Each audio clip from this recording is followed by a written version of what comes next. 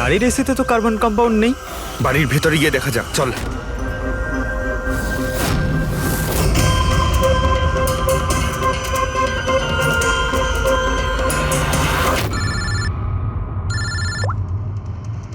হ্যাঁ পূরবী,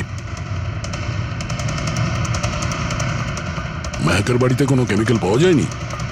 ঠিক আছে, যতক্ষণ ওই খুনি ধরা না পড়ে ততক্ষণ তুমি ওর সঙ্গেই থাকো, ঠিক আছে? স্যার, হ্যাঁ, কার্বন কম্পাউন্ড এখানে কোথাও নেই। কোথাও কোনো কেমিক্যাল পাওয়া যাবে না। বিজ্ঞানের জগৎ আর কেমিক্যালের জগতের বাইরেও আর একটা জগৎ আছে, মানুন অথবা না মানুন। চুপ, মুখ বন্ধ। যতক্ষণ বলতে না বলবো মুখ খুলবে না। রাজাবাবু, আপনার ভয়ের কোনো কারণ নেই, আমরা আছি এখানে। যতক্ষণ না ওই খুনি ধরা পড়বে সিআইডি আপনার সঙ্গেই আছে। আমার সিআইডির দরকার নেই, ইনি রয়েছেন না আমার সুরক্ষা করার জন্য।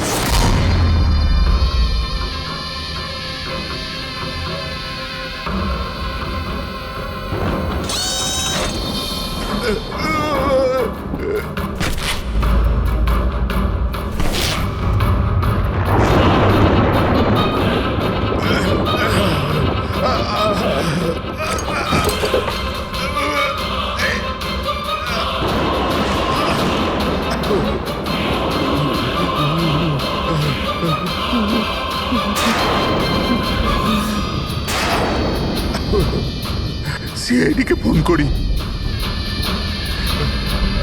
হ্যালো। হ্যাঁ, আপনি বলুন। হ্যালো। মদনবাবু বলুন, মদনবাবু কি হলো?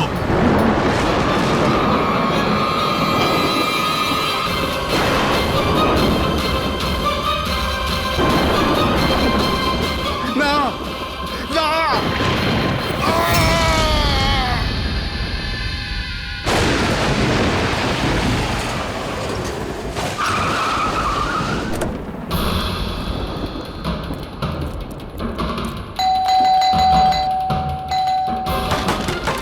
মদনবাবু, মদনবাবু, মদনবাবু, মদনবাবু,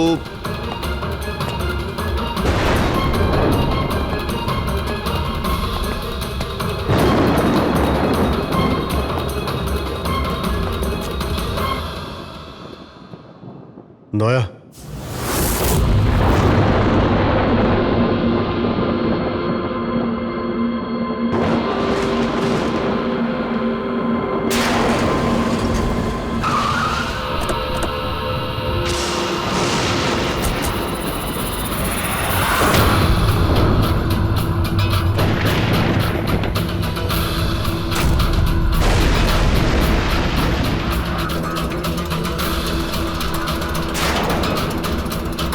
মদনবাবু, এই কে?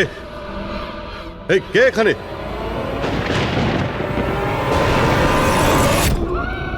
এটা কি?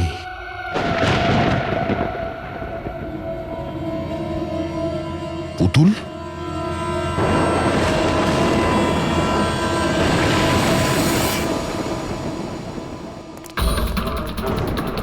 অভিজিৎ, স্যার, আমরা দেরি করে ফেলেছি।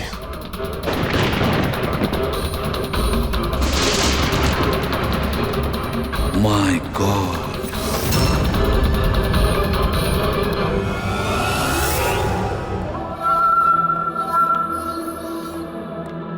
এই নিন। আস্তে আস্তে আস্তে।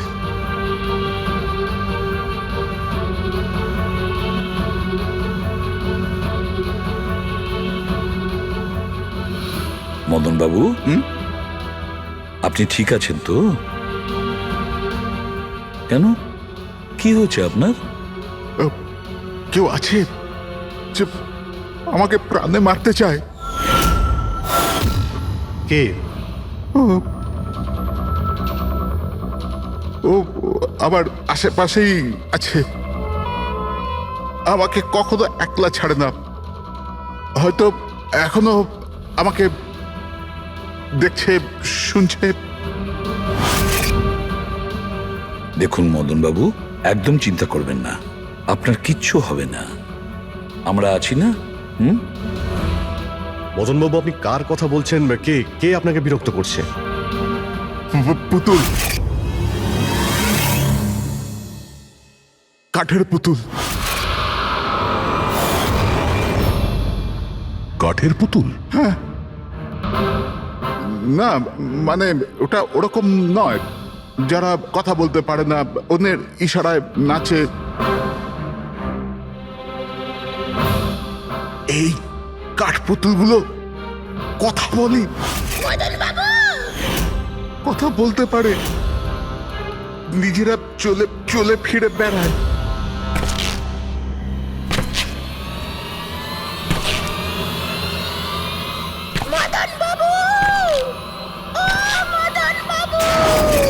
কথা বলা কাঠের পুতুল? হ্যাঁ, আমি জানতাম আপনাদের আমার কথা বিশ্বাস হবে না, কিন্তু কথাটাই এরকম যে কেউই করবে না।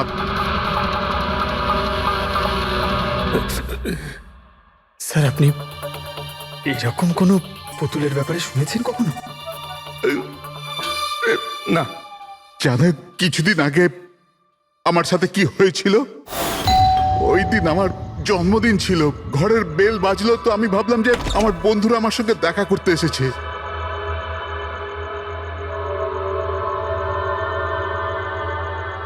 এত রাত্রে কে বেল বাজালো? অদ্ভুত তো।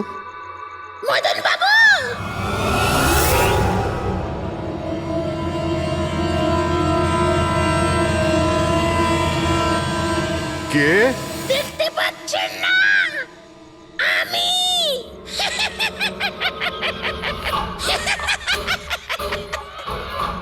আরে আমি, এত অবাক হওয়ার প্রয়োজন নেই।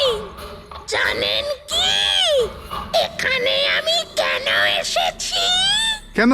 তোমার প্রাণ নিতে। কি?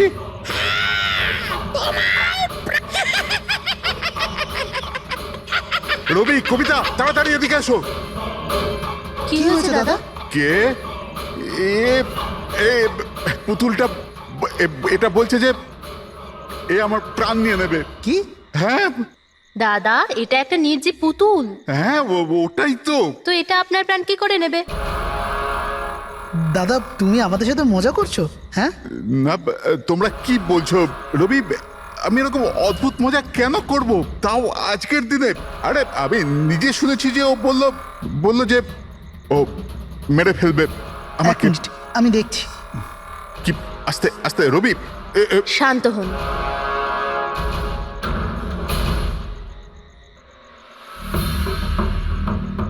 দাদা, মনে হচ্ছে তোমার সাথে কেউ মজা করেছে। এই কাঠের পুতুলের মধ্যে কেউ মনে হয় স্পিকার ফিট করেছে। চেক করো, হয়তো কোনো স্পিকার আছে।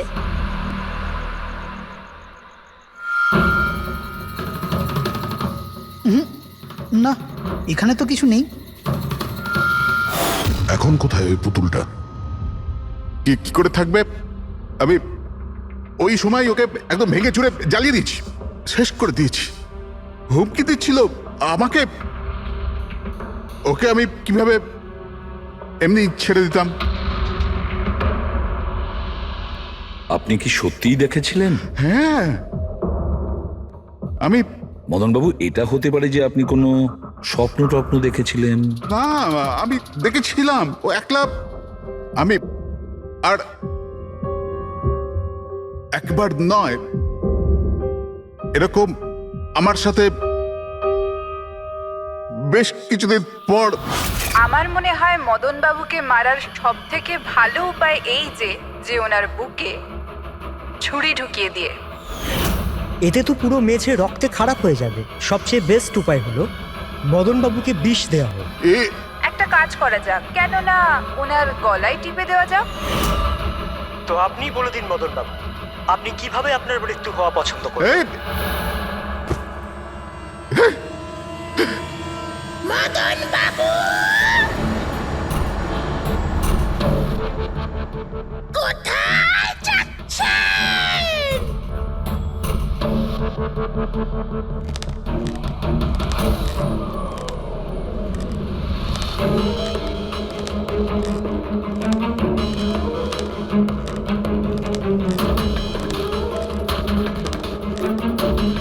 তো বলুন মদন বাবু।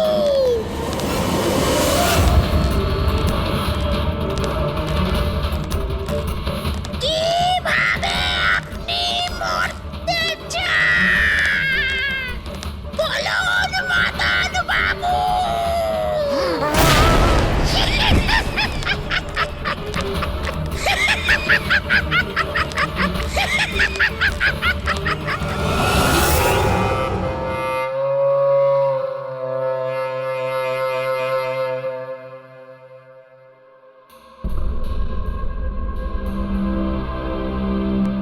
সত্যি মদনবাবুর প্রাণ সত্যিই সংশয় ছিল। উনি সত্যিই বলছিলেন, কোনো ভ্রম ছিল না। এর মানে স্যার মদন বাবুর খুন এই পুতুলটা করেছে? কি যে বাজে কথা বলো না। পুতুল আবার খুন করতে পারে নাকি? তাহলে স্যার খুনটা করলো কে? সেই ফেডরিক, যে কাঠের পুতুলের খেলাটা ভালো করে জানে। যখন আমরা এখানে এসেছিলাম তখন এই পুতুলটার হাতে এই ছুরি ছিল। সমস্ত প্রমাণ তো এর দিকেই আঙুল তুলছে। তাহলে খুন এই করেছে। দাদা, দাদা, প্লিজ প্লিজ দাদা। স্যার, এই পুতুলটা খুন করেনি। এক মিনিট, আপনারা কে? স্যার, আমি কবিতা, ওনার স্ত্রী, আর ইনি মদন দা, ওনার বড় ভাই। উনি হলো রবি। তাহলে আপনারা এতক্ষণ কোথায় ছিলেন, কি করছিলেন? স্যার, আজ আমাদের ম্যারেজ অ্যানিভার্সারি, সেজন্য আমরা বাইরে ডিনার করতে গেছিলাম। আমরা মদন দাকেও বলেছিলাম সাথে যেতে, কিন্তু উনি বারণ করে দিলেন। আর এইসব। আপনি বলছেন যে মদনবাবুর খুন এই পুতুল করেনি? হ্যাঁ স্যার, এই পুতুলটা খুন করেনি। আপনি কি জানেন খুনিকে? আমার পুরো বিশ্বাস ওনার খুন সাদুল করেছে। উনি ওনার উপর বদলা নিতে চেয়েছিলেন। আচ্ছা, যার কথা বলছেন সে কে? কিসের প্রতিশোধ নিতে চাইছে? সাদুল একজন ভেন্টাকলিস্টার ভয়েস ওভার আর্টিস্ট ছিল। মদনদা আর রবির বড়দা অঙ্কুশদার ছোটবেলার বন্ধু। অঙ্কুশদা ছোটবেলা থেকেই সাদুলকে খুব ভালোবাসতো। যখন উনি দেখলেন সাদুল জীবনে কত ঠোকর খাচ্ছেন, তো 5 বছর আগে উনি নিজের বাড়িটা সাদুলকে দিয়ে দিলেন, যাতে উনি ওনার থিয়েটার গ্রুপ চালাতে পারেন। যদি ওরা কোনোদিন অঙ্কুশদাকে ভাড়ার টাকা দিতে পারেনি, কিন্তু অঙ্কুশদার এই নিয়ে কোনোদিনই কোনো দুশ্চিন্তা হয়নি, কারণ উনি জানতেন যে এই কলাতে অত পয়সা পাওয়া যায় না। সাদুল আর ওনার স্টুডেন্টরা অঙ্কুশদার বাড়ি থেকেই নিজেদের ভেন্ট্রালোকুইজমের প্র্যাকটিস করত। পুতুল দিয়ে কথা বলানো এই শিল্পের ঘন্টার পর ঘন্টা বসে রিহার্সাল করতো। তাহলে একটা কথা তোমরা ভালো করে বুঝে নাও, ভেন্ট্রিলোকিজম এই শিল্পটা সহজ নয়, কিন্তু এটা আবার এতটাও মুশকিল নয়। এই শিল্পটা করার যে পদ্ধতি, এটার নামেই লুকিয়ে আছে। ভেন্ট্রিলোকিজম একটা ল্যাটিন শব্দ, যাতে ভেন্টারের মানে হচ্ছে পেট আর লোকি মানে হচ্ছে বলো। তাহলে ভেন্ট্রিলোকিজমের অর্থ পেট দিয়ে বলো। যেমন, হ্যালো বরুণ, কেমন আছো? তারপর একদিন অঙ্কুশদা মারা গেলেন, আর সব কিছু বদলে গেল। কারা? আরে আরে আরে আপনারা কি করছেন? আরে কি হলো আপনারা কে কি হয়েছে আরে কি করছেন কি করছেন এরকম করছেন কেন আপনারা কারা কি হয়েছে কি অসভ্যতা আরে আপনারা চাইছেনটা কি আরে রবি বলবন কি হচ্ছে এখানে কি হচ্ছে? এই যে এতদিন ধরে তোমরা বিনা পয়সার ফুটুনি মারছিলে না, আজ থেকে বন্ধ হয়ে গেল। আমি এখানে কোনো ধর্মশালা খুলে রাখিনি। কিন্তু বলবন্ত অঙ্কুশ তো বলেছিল যে কে অঙ্কুশ? যে মরে গেছে, যে আর বেঁচে নেই, পৃথিবীতে আর নেই। এতদিন পর্যন্ত ওর পদ্ধতিতে চলেছো, আজ থেকে আমার পদ্ধতিতে চলতে হবে, বুঝতে পেরেছো? চলো জায়গা ফাঁকা করো। রবি বোঝাও তোমার দাদাকে ও কি বোঝাবে আমাকে? আমি বুঝতে পারি তো সবকিছু। আর যদি এখানে থাকতেই হয় তো ভাড়া দিতে হবে। ভাড়া হ্যাঁ ভাড়া, কত ভাড়া দিতে হবে আমাদের 4 লাখ। 4 লাখ 4 লাখ টাকা তো আমাদের কাছে নেই নেই যখন তখন খালি করো, না হলে আমি পুলিশকে ডেকে তোমাদের সবাইকে জেলে পাঠিয়ে দেবো। আর ওখানে থাকবার জন্য কোনো ভাড়াও দিতে হবে না। বলবন্ত আমাদের কিছুটা সময় দাও, তাড়াতাড়ি আমরা কোথায় যাব সময় টময় কিছু পাওয়া যাবে না। অনেক দেখেছি, অনেক হয়েছে তোমাদের তামাশা। চলো স্যার চলো। এরকম করবেন না প্লিজ স্যার, প্লিজ স্যার এরকম করবেন না আর স্যার, এক মিনিট, যতদিন না তোমরা আজ পর্যন্ত ওর ভাড়া দিচ্ছ, এই যে তোমাদের জিনিসপত্র পড়ে আছে না, আর এগুলো কি, এই কাঠপুতুলগুলো, এগুলো সব আমার কাছে থাকবে। কিন্তু তুমি এই সমস্ত জিনিস নিয়ে নিলে আমরা ভাড়া কি করে দেব ওসব আমি জানি না। স্যার এরকম করবেন না স্যার, আমরা আপনার সব টাকা মিটিয়ে দেবো স্যার, প্লিজ। স্যার আপনার এগুলোকে নিষ্প্রাণ কাঠের পুতুল মনে হয়, কিন্তু আমাদের কাছে এগুলো প্রাণের সমান। ও ভাই ট্র্যাজেডি কিং, তোমার এই যে সব মেলোড্রামা আছে না, এগুলো আমার দাদা অঙ্কুশের সাথেই চলতো, আমার সাথে নয়। আর এই যে কি এ 4 লাখ টাকা রোজগার করে দেবে এই কাঠপুতুলগুলো। আরে 4 লাখ কি, 4,400 টাকাও রোজগার করে দিতে পারবেন এই কাঠপুতুলগুলো। জানো কেন? কারণ এই শিল্প শেষ হয়ে গেছে, জিরো। এই যে তোমাদের গুরু আছে না সাদুল, ওরই মতো কোনো কাজের নয়, লুজার, একজন লুজারও, বুঝলে? বেরো বেরো এই।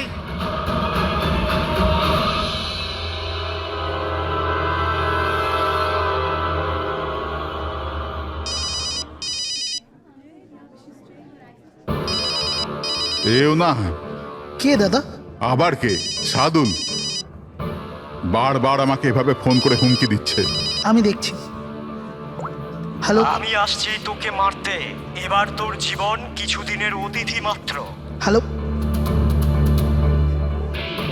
দাদা, আমার মনে হয় আমাদের পুলিশ স্টেশনে যাওয়া উচিত। পুলিশ ডিপার্টমেন্টে আমি একজনকে চিনি, হয়তো ও আমাদের সাহায্য করতে পারে। হ্যাঁ দাদা, আমি এটুকু বিশ্বাস করতে পারিনি যে এই সাদুল এত বড় পাগল হবে। আমাদের পুলিশের কাছে যাওয়া উচিত। কোনো লাভ নেই, এই সাদুল নিজের মোবাইল থেকে ফোন করছে না, কোনো ল্যান্ডলাইন নাম্বার থেকে করছে। Landline number? আমি খোঁজ নিচ্ছি নাম্বারটা কোথাকার। কি? এটা কি বলছো তুমি? হ্যাঁ ঠিক বলছি, এই নাম্বার এই হসপিটালের মর্গ রুমের। সাদুল আমাকে হসপিটালের মর্গের রুম থেকে কেন ফোন করবে? এই নাম্বার থেকে এনাদের কাছে ফোনে হুমকি দিচ্ছে, কাল রাত আর আজ সকালেও দিয়েছে, টানা 3 দিন ধরে আসছে। কে করছে এই কল? স্যার এই ফোন দিয়ে কারোরই ফোন করবার কোনো অনুমতি নেই। আমি সারাদিন এখানেই থাকি, এই ফোন থেকে কেউ কোনো ফোন করেনি। তাহলে তুমি নিশ্চয়ই কল করেছো। স্যার আমি কেন ফোন করব? আমি তো আপনাদের চিনিও না। হ্যাঁ হতে পারে তুমি সাদুলের কথাই করেছো। কি নাম বললেন আপনি? সাদুল। সাদুল? এই যে এ হলো সাদুল, চেনো তুমি একে? এ আপনাদের কি করে কল করবে? কেন করতে পারবে না কল?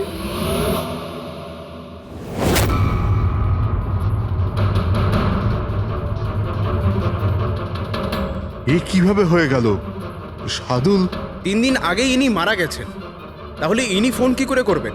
কিন্তু এর মৃত্যু হলো কিভাবে? ইনি ড্রিঙ্ক করেছিলেন, একটা গাড়ি এনাকে উড়িয়ে দিয়ে চলে গেছে, ওখানে ওনার মৃত্যু হয়।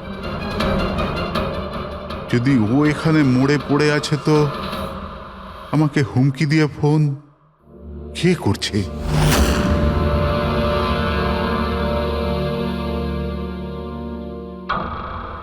স্যার হ্যাঁ পুলিশের রেকর্ড অনুযায়ী তো এই সবকটা কল মর্গের ল্যান্ডলাইন থেকে এসেছিল। কিন্তু মর্গেন ল্যান্ডলাইন তো কেউ ইউজই করে না, তাহলে সব কি করে? পুরবি ভালো করে চেক করো, দেখো ব্যাপারটা কি। মনে হচ্ছে ব্যাপারটা গোলমেলে। স্যার হ্যাঁ উনি কিচ্ছু জানতে পারবেন না, আপনি এরকম কেন বলছেন? কারণ সিআইডি স্যার জীবিত লোকেদের ধরতে পারে, আত্মাদের নয়। আর আমি জানি এটা সাদুলের আত্মাই করেছে। দেখুন, এই আত্মা বলে কিছুই হয় না।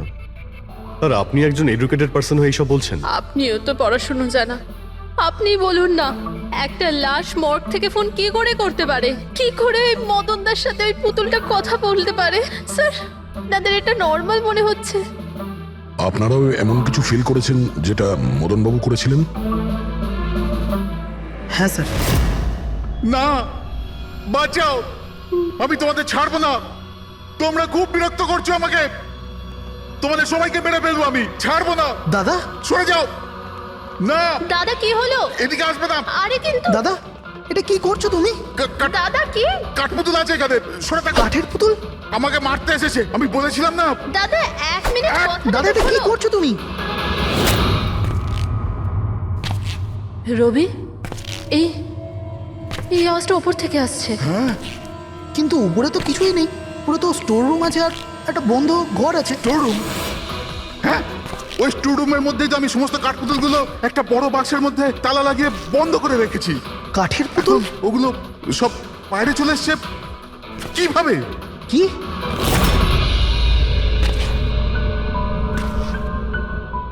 দাদা, তুমি ভয় পেও না, এসো উপরে এসো। রবি, কিন্তু চলো আস্তে আস্তে সামলে।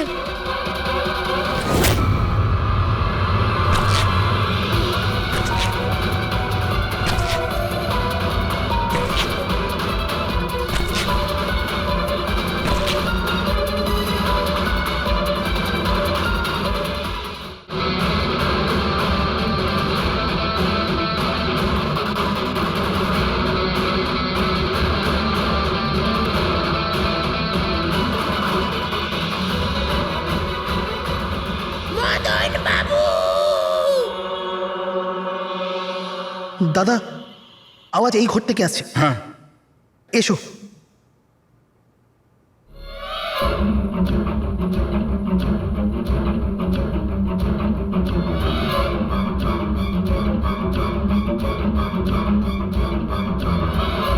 মদন বাবু,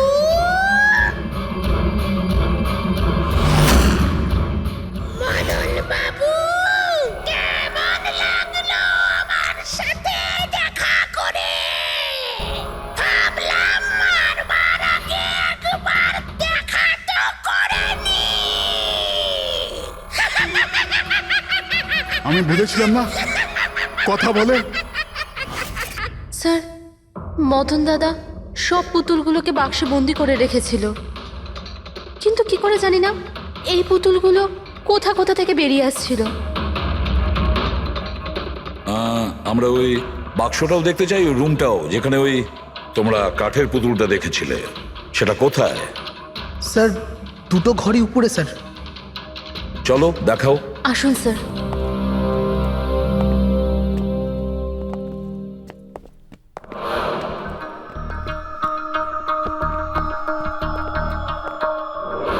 স্যার, পায়ের আওয়াজটা আমরা করিডোরে শুনেছিলাম, আর ওই পুতুলটা আমরা এখানে দেখেছিলাম স্যার।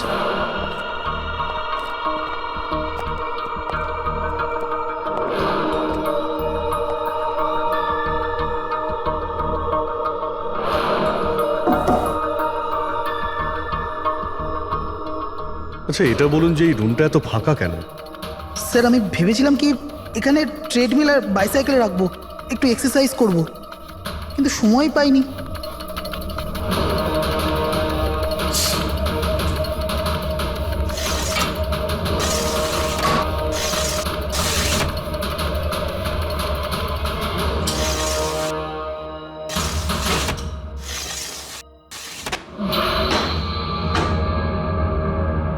স্যার, এটা তো বন্ধই হচ্ছে না।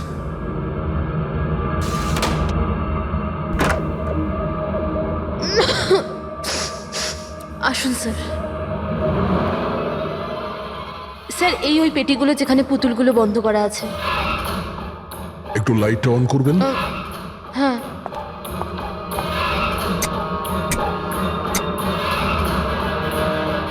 স্যার, এই ঘরটা অনেক দিন ধরে বন্ধ আছে, তো মনে হয় বাল্বটা খারাপ হয়ে গেছে।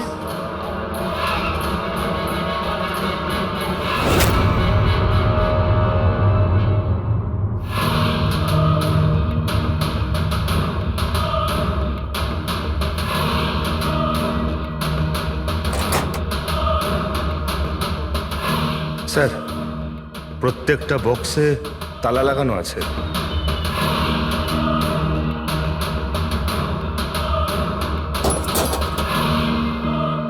কিন্তু এই তালাটা শক্তপোক্ত নয় যে কেউ একে খুব সহজেই খুলতে পারে।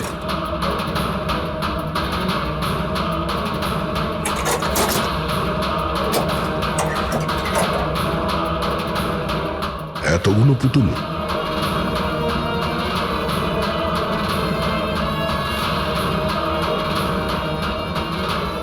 দেখি একটু এতে কোনো মেকানিজম করা নাই তো? স্যার আমি আপনাকে বলছি তো এরা কথা বলে না। স্যার নিশ্চয়ই সাদুলের আত্মা এসে এদের কথা বলায়। ভেতরে কোনো মেকানিজম কিন্তু কোনো স্পিকার তো নেই যার থেকে আওয়াজ আসবে। স্যার উনি কিন্তু ঠিক কথাই বলছেন, না তো কোনো মেকানিজম আছে না কোনো স্পিকার। কিন্তু তাহলে এই পুতুলগুলো কথা বলে কি করে?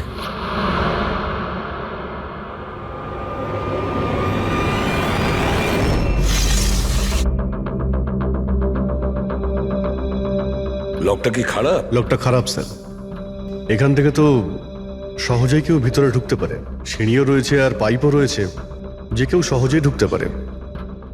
আর যে সহজে এই রুমে ঢুকতে পারে সে বাক্সতে বন্ধ থাকা কাঠের পুতুলগুলোকে উঠিয়ে বাইরে যে কোনো জায়গায় রাখতে পারে, যেভাবে এখানে রাখা ছিল তোমাদের ভয় দেখানোর জন্য। স্যার মানে মানে এটা কোনো আত্মা নয়। আরে ওই আত্মার কথা ছাড়ো তো, আত্মা হয়ই না।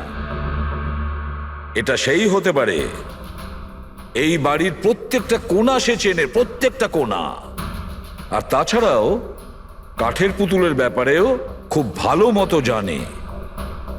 আর এরা হতে পারে সাদুলের স্টুডেন্ট। সাদুলের স্টুডেন্ট খোঁজ নিয়ে দেখতে হবে যে সাদুলের স্টুডেন্টস এই মুহূর্তে কোথায় আছে আর কি করছে। হাই, আমার নাম হলো ফ্রিডা। আমার নাম দীপেশ। আমার নাম হলো তরুণ। আর আমার নাম লোচন।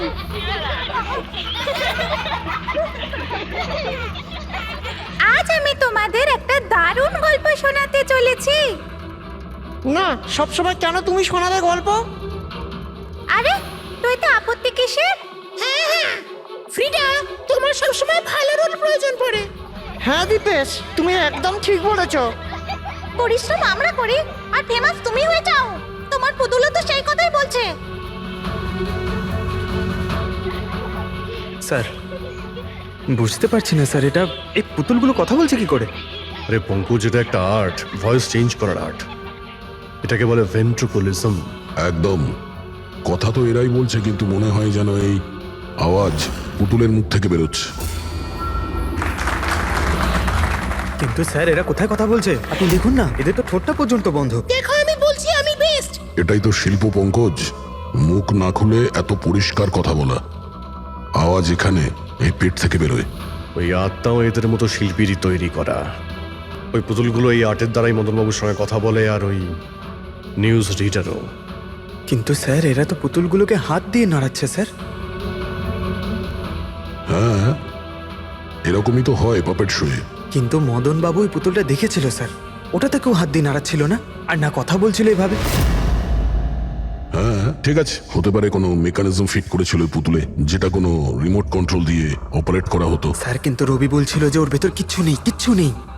সাউন্ড মেকানিজম ছিল না, কিন্তু ওর মাথার ভেতরে কোনো মেকানিজম ছিল যার কারণে ওর মাথা আর মুখটা নড়তো, যেটা হতে পারে রবি দেখেনি। এইরকম পুতুল তৈরি করা শার্দুল বা ওর কোনো স্টুডেন্টেরই কাজ হতে পারে, যে মদনবাবুর বাড়ির কোনা কোনা চেনে। এরা জানতে পারে ওই জালনার ব্যাপারে, যা লকটা ভাঙা ছিল।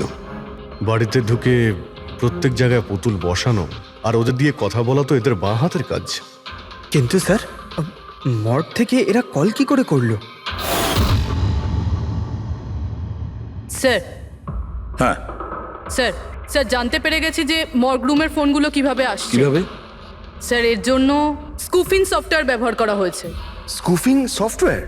সেটা আবার কি? স্যার এক্ষুনি বলছি।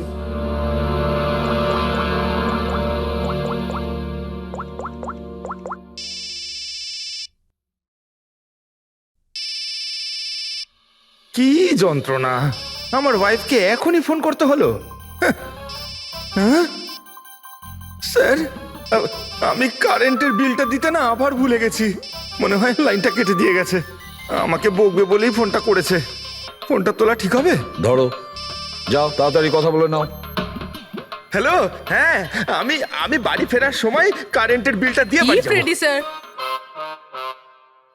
এইবার কারেন্ট কেটেই যাবে। আরে পুরবি, তুমি ফোন করেছিলে? কিন্তু এটা তো আমার ওয়াইফের ফোন নাম্বার। পুরবি, এটা করলে কি করে? স্যার, এটাই তো এই সফটওয়্যারের বিশেষত্ব। ফোন যেখান থেকেই করো, নাম্বার সেটাই দেখাবে যেটা আপনি চাইবেন। কিন্তু পুরবি, তুমি এই সফটওয়্যারটা পেলে কোথা থেকে? স্যার, সাইবার ইউনিট থেকে নিয়েছি। আর স্যার, এর সাহায্যে শুধু নাম্বারই নয়, বরং কোনো মানুষ তার লোকেশন পর্যন্ত ভুল বলতে পারে। ওরে বাবা রে, স্যার ভীষণ বিপজ্জনক সফটওয়্যার কিন্তু। খুনি মর্গের নাম্বার এই জন্যই ব্যবহার করেছে যাতে আমরা ভাবি এই পুরো ব্যাপারটা সাদুলের আত্মা করেছে। সাদুলের আত্মার কাজ। আচ্ছা বাচ্চারা, তোমাদের সঙ্গে দেখা করে খুব ভালো লাগলো। পরের বার আবার দেখা হবে। বাই সাবধানে যাও তোমরা। Bye bye bye bye bye. হ্যাঁ বলুন, কিভাবে আমি আপনাদের সাহায্য করতে পারি? হ্যাঁ, তোমরা সাহায্য না করলে আর কে করবে? আসলে আমরা এটাই জানতে চাই যে মদনবাবুকে ভয় দেখানোর প্ল্যান তোমাদের মধ্যে কে করেছিল? আমরা ঠিক বুঝলাম না। আচ্ছা, তোমরা কিছু বুঝতে পারলে না? হ্যাঁ, না স্যার, আমি বুঝতে পারলাম না। আমি নির্দোষ। চুপ। খুব হাসি পেল। হ্যাঁ, একটা লোক মারা গেছে আর তোমাদের সবার হাসি পাচ্ছে। মৃত্যু? কার মৃত্যু? মদন বাবুর খুন হয়েছে ওনার। সিআইডি থেকে আসছি আমরা। সিআইডি? হ্যাঁ, সিআইডি। আর আমাদের সন্দেহের তালিকায় তোমরা সবাই আছো। কাল তোমরা কোথায় ছিলে? কাল আমি আমার বন্ধু শালিনীর বাড়িতে ছিলাম। ওর বাড়ির লোকদের জিজ্ঞেস করতে পারেন। আর তুমি তুমি কোথায় ছিলে? স্যার, আমরা লোচন আর আমি একটা শোয়ের জন্য গিয়েছিলাম পুনেতে। আজ সকালেই ফিরেছি। পুনা? কিসে গিয়েছিলে পুনায়? ক্যাব বুক করে। আমার কাছে ইনফরমেশন আছে, আপনি চাইলে দেখতে পারেন। এই দেখুন। কি ব্যাপার, এত ঘামছো কেন তুমি? হ্যাঁ, কাল রাতে তুমি কোথায় ছিলে? স্যার, ওই আমি বলছি, তুমি কাল রাতে মদনবাবুর বাড়িতে ছিলে কিনা? হ্যাঁ হ্যাঁ, ছিলাম ওখানে, কিন্তু আমি কাউকে মারিনি। তাহলে ওখানে কি করতে গিয়েছিলে? হ্যাঁ স্যার, আমি তো শুধু মদনকে শিক্ষা দিতে চেয়েছিলাম, যেটাও সাদুল স্যারের সাথে করেছে, খুব খারাপ করেছে। আর হ্যাঁ, আমাদের মাঝে আজ যে সাদুল স্যার নেই তার একটাই কারণ, সে হচ্ছে মদন। ওনার জন্যই উনি মদ খাওয়া শুরু করেছিলেন আর সময়ের আগেই মারা গেলেন। তোমরা ভেবেছো খুনের বদলা খুন? না না স্যার, আমরা শুধু ওনাকে ভয় দেখাতে চেয়েছিলাম। গৌরবের প্ল্যান ছিল এটা। হ্যাঁ স্যার, গৌরবই কালকে রাতে আমাকে ফোন করে ডাকে, ওই 11:30 12টার আশেপাশে। কিন্তু আমি একটু লেট হয়ে যাই আর 12:30টায় গিয়ে পৌঁছাই।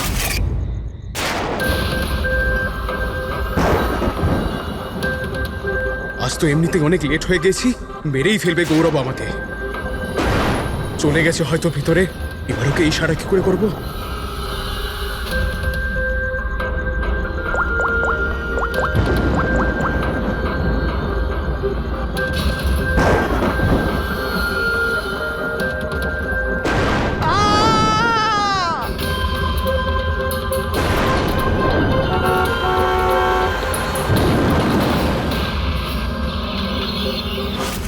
গন্ডগোল তো করেই ফেলেছ, মদনবাবুর খুন হয়ে গেছে।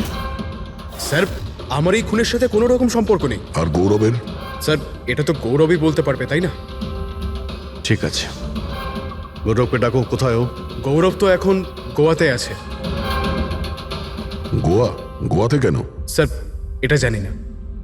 ওকে কিন্তু বাঁচানোর চেষ্টা করবে না, নাহলে তুমি ফেঁসে যাবে, বুঝেছো? না স্যার, এরকম ব্যাপার নয়।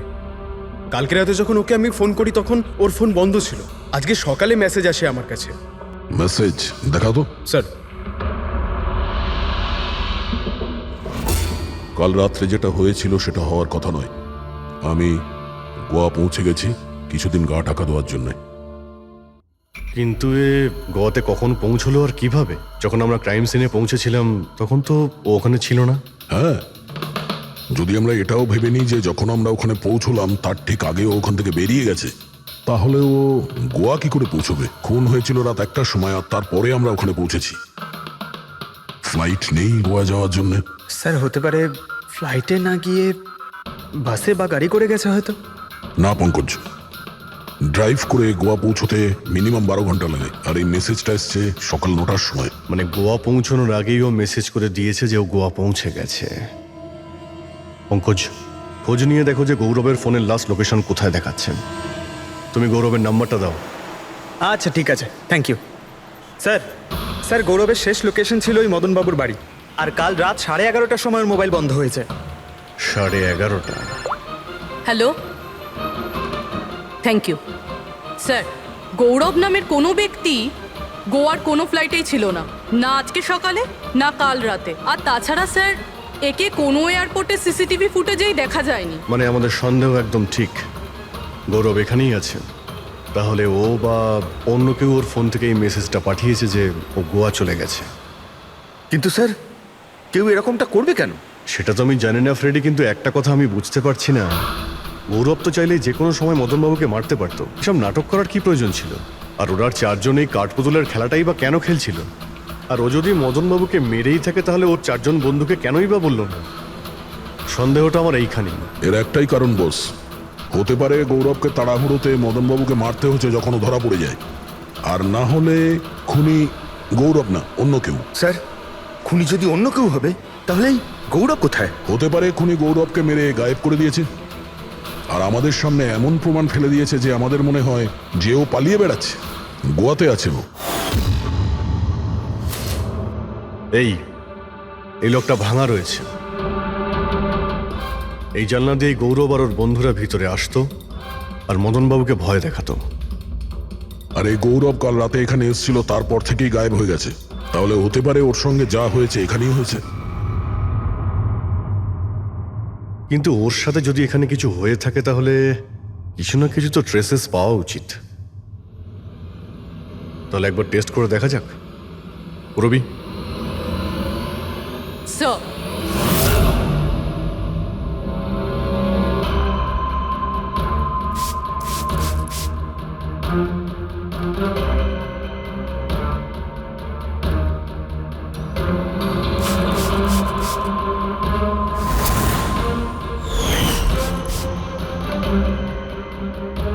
স্যার আপনার সন্দেহ ঠিক ছিল, এখানে তো রক্ত রয়েছে। ও যখন এই দরজা দিয়ে বাইরে বের হয়েছিল তখনই ওর ওপরে কেউ আক্রমণ করে। স্যার এদিকে তো কোনো চিহ্নই নেই। ওদিকটা দেখো। এই যে স্যার। ওখানেও দেখো।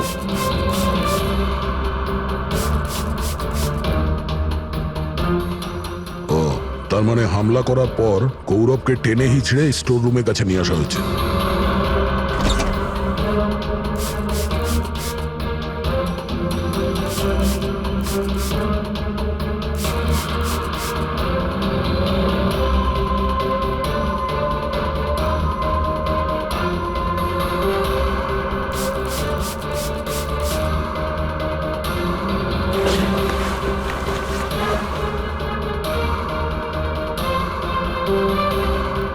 রক্তের দাগ তো এতটা অবধি রয়েছে, তার মানে গৌরবকে এখানেই। আর আমরা এখানে এলাম কিন্তু আমরা জানতেই পারলাম না। আর তারপরও গায়েব হয়ে যায়। মনে হচ্ছে এখন বডিটাকে কোথাও পুঁতে দিচ্ছে এই বাড়ির লোকেরা।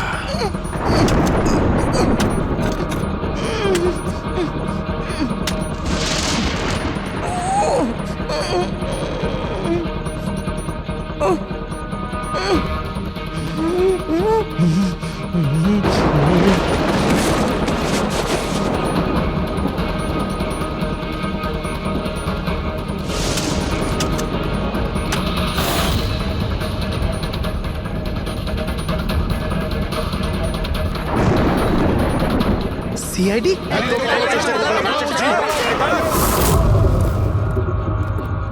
সরে যাও, পিছিয়ে যাও। স্যার। হ্যাঁ, জীবিত আছে। তাড়াতাড়ি হসপিটালে নিয়ে যাও। তোমরা কবর দিতে চাইছিল ওকে? হ্যাঁ, কিন্তু আপনি কি করে জানলেন আমরা এখানে? আজকাল মোবাইলের মাধ্যমে আমরা অপরাধীকে ধরে ফেলি।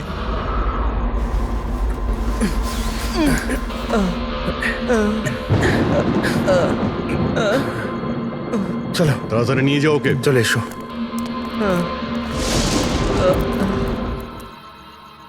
ওই স্বার্থপর আর লোভী মানুষটার মরে যাওয়াই ঠিক ছিল। অঙ্কুশদা মারা যাওয়ার পর মদনদা নিজেই সব প্রপার্টি দখল করতে চেয়েছিল। আমরা কি পেতাম? লবণঙ্গা। আমরা এই প্ল্যানটা তখন বানালাম যখন বাড়িতেও ওই কাঠপুতুলের ঘটনাগুলো ঘটছিল। আমরা জানতাম স্যার কোনো আত্মা টাত্মার চক্কর নয়। এই জন্যই আমরা এক রাত জাগলাম যাতে এই পুতুলটার রহস্যের পর্দা খুলতে পারি। আর তারপরে তোমরা গৌরবকে ধরে ফেলো। হ্যাঁ,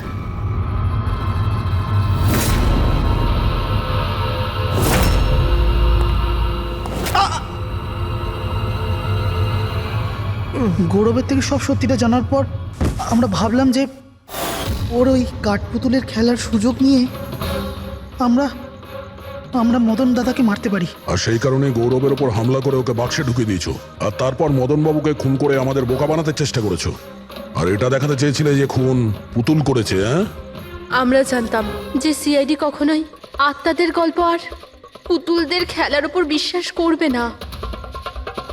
আর আপনারা সোজা সন্দেহ করবেন সাদুলের স্টুডেন্টদের, বিশেষ করে গৌরবের ওপর। আর আমাদের মিসলিড করার জন্য গোয়ার ওই মেসেজ পাঠিয়ে দিলে। হ্যাঁ, আমরা ভেবেছিলাম যে আপনারা সারা জীবন ধরে গৌরবকে এখানে ওখানে খুঁজতে থাকবেন আর আমরা ওকে মেরে এখানে পুঁতে দেবো। টাকার জন্য তোমরা নিজের দাদাকে মেরে ফেলেছো। কি করবে এই টাকা নিয়ে? আর না এখন এই টাকা তোমাদের জেলে যাওয়ার থেকে বাঁচাতে পারবে, আর না ফাঁসির দড়ি থেকে।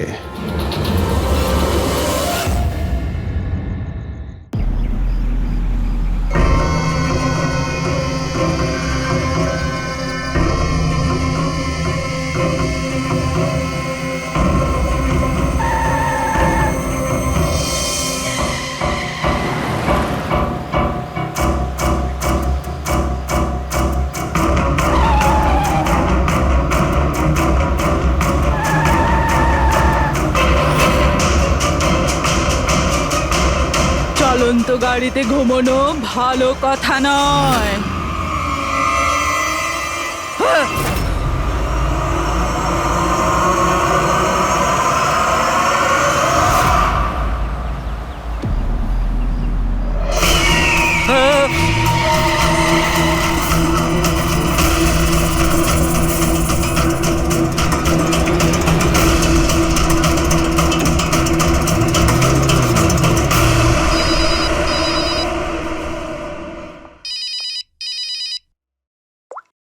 হ্যাঁ বিনীত। লীলা হেল্প মি, লীলা, লীলা হেল্প মি। কি হয়েছে বিনীত? তুমি এত টেনশনে কেন? লীলা, এরা আমাকে মেরে ফেলবে। লীলা, কে মেরে ফেলবে বিনীত? তুমি কার কথা বলছো? লীলা, আই থিঙ্ক আমি জীবনে আর কখনো তোমার সাথে দেখা করতে পারবো না। লীলা, বিনীত, বাজে বকা বন্ধ করো। কোথায় তুমি? তোমার এক্সাক্ট লোকেশন বলো। আমি সিবাস স্ট্যান্ড রোডে আছি, পুরনো পোস্ট অফিসের কাছে। বিনীত, একটা কাজ করো, তুমি ওখানেই থাকো। আমি ট্যাক্সি নিয়ে এক্ষুনি তোমাকে ওখানে নিতে যাচ্ছি। হ্যালো লীলা। হ্যালো বিনীত, তুমি ঠিক আছো? আরে এই ফোনটাও না। হ্যালো লীলা। এই ফোনটাও এক্ষুনি কাটার ছিল।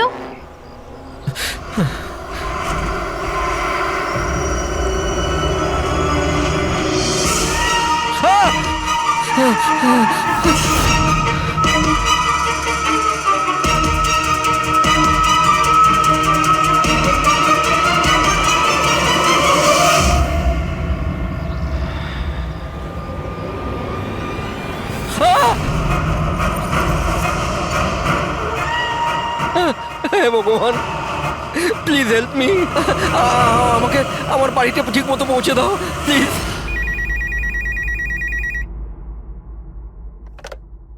Hello, CID bureau. Hello ma'am. Ma'am please আমাকে হেল্প করুন। ম্যাম, আমার স্বামী এই মুহূর্তে খুব বড় বিপদের মধ্যে আছে। কি স্যার, কি হয়েছে নাকি ওনার? ম্যাম, ওর মারতে চায়। ম্যাম প্লিজ ওনাকে বাঁচিয়ে নিন ম্যাম প্লিজ। উনি কি এখন আপনার সঙ্গেই আছেন? না ম্যাম, ম্যাম এই মুহূর্তে উনি ওনার গাড়িতে আছেন, ওই সাব স্ট্যান্ড রোডের পাশে পুরনো যে পোস্ট অফিস আছে ওখানে। আচ্ছা শুনুন ম্যাম, দেখুন আমাদের দুজন অফিসার ওই এরিয়াতেই আছে। আপনি আপনার গাড়ির ডিটেলসটা বলুন। হোয়াইট ব্যাস্টার আছে আর গাড়ির নাম্বার হলো 2536। ম্যাম ওনাকে আপনি বাঁচিয়ে তো নেবেন ম্যাম। আপনি চিন্তা করবেন না, আপনার হাজবেন্ডের কিচ্ছু হবে না, ওকে? প্রবীর, অভিজিৎকে ফোন করো আর ওকে গাড়ির ডিটেলসটা দিয়ে দাও। ওকে বলো যে ব্যাপারটা আর্জেন্ট।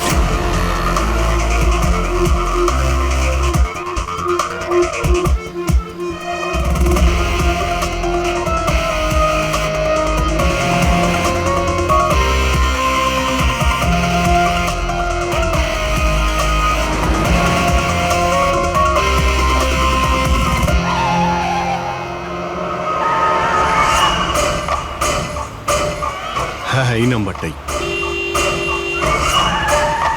ও গাড়ি এইভাবে কেন চালাচ্ছে? এ তো অ্যাক্সিডেন্ট করে দেবে।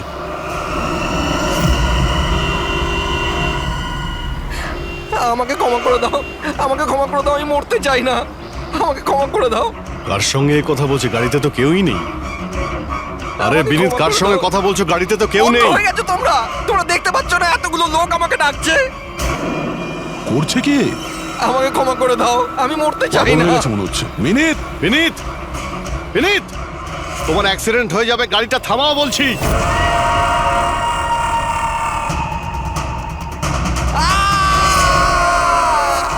আঙ্কেল আমার সাথে খেলো না, খুব মজা হবে। বিনীত গাড়ি থামাও, সাইডে দাঁড় করাও।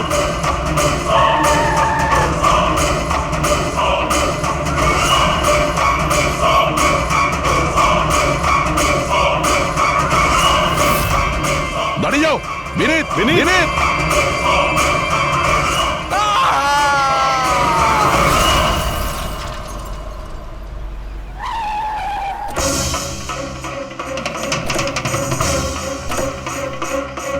বিনীত। ও নো, এ তো মারা গেছে। স্মেল আসছে।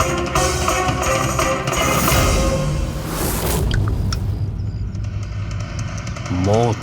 ড্রিঙ্ক করে গাড়ি চালাচ্ছিল, কিন্তু ও গাড়িতে কথা বলছিল কার সাথে? মদের নেশায় ভুলভাল বকছিল। মদ খেলে তো এটাই হয়, অ্যাক্সিডেন্ট। আপনি তো আমাকে কথা দিয়েছিলেন না যে বিনীতের কিচ্ছু হবে না, তো এটা কি হয়ে গেল? দেখুন ম্যাডাম, যদি ওনার অন্য কোনো দের হাত থেকে প্রাণ সংশয় থাকতো আমরা ওনাকে নিশ্চয়ই বাঁচাতাম, কিন্তু উনি তো নিজেই মদ খেয়ে গাড়ি চালাচ্ছিলেন। আপনি তো জানেন এটা কতটা ডেঞ্জারাস। না, ওনার প্রাণ ওনার নিজের জন্য যায়নি, বরং তাদের জন্য গেছে যারাও এতদিন ধরে ওকে বিরক্ত করছিল। কারা? সকাল সন্ধে ঘুমিয়ে জেগে সব সময় ওকে বিরক্ত করত। উনি এতটাই চিন্তিত হয়ে গিয়েছিলেন যে উনি নিজের বিজনেসেও পুরোপুরি নজর দিতে পারছিলেন না। কোন লোকের কথা বলছেন আপনি? একটু পরিষ্কার করে বলুন।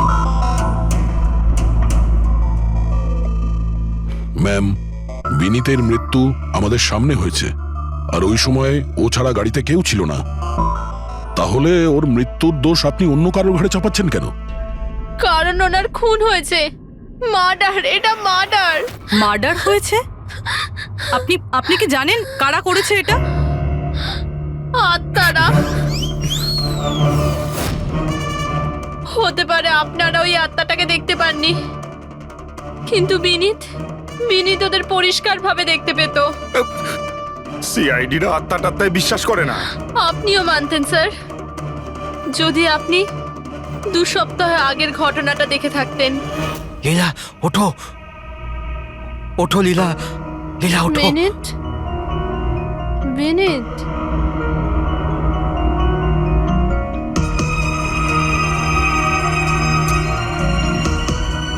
বিনীত,